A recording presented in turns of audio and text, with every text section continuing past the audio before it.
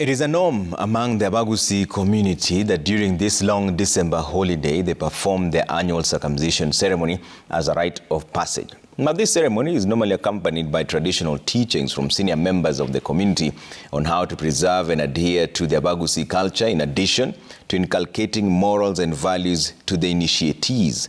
And as Crispin Otieno now reports, the community elders are now calling for more experienced elders to be the ones conducting the initiation ceremonies to avert cases of botched circumcision, which have at times caused death. Scenes witnessed in many communities that practice traditional male circumcision during the December holidays. For the Abagusii community, male circumcision is such a vital rite of passage, ranked second after birth. We set out from Kisii town for Manga escarpment with an aim of understanding and appreciating what happens during the traditional rite of passage and its significance. Well, it is around 6:15 in the morning, and we are here to witness Abagusii traditional initiation ceremony, where the boys are currently going through the cart right now. We also want to understand why is it important for the Abagusii community, and we also want to engage elders as to why we are having traditional circumcision which are botched. What could be the reason? Inside this traditional hut is where the rite of passage is carried out under strict supervision of elders. Zablon Nyaega is one of the young boys bracing themselves for this very important rite, which is the second since birth.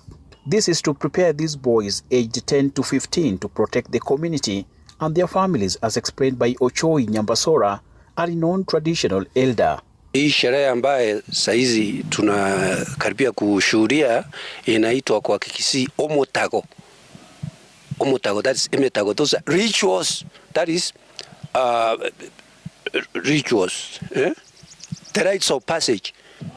Ile courage kabisa hasa anakuwa a man to defend the community na kujitafutia katika familia na awe na heshima.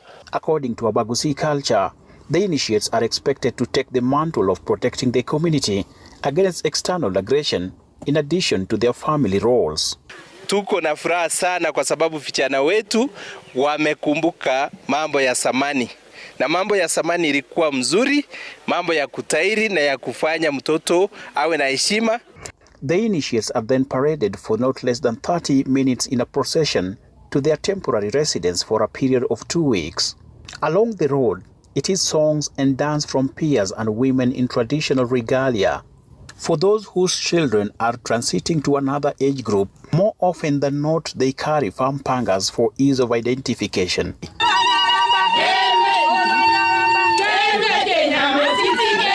Siku ya leo ni siku ya furaha kwa sababu ya mtoto wetu ambao tumepeleka chondoni, anaitwa Zablon Nyaega. Tumefurahi sana. Tunasema hii tunataka hii haki yetu ya vijana yetu irudi. This comes at a time when section of MPs are planning to table a bill in Parliament to enact a mandatory medical male circumcision for all boys to avert cases of sexually transmitted diseases, which is said to be on upward trajectory among the youth.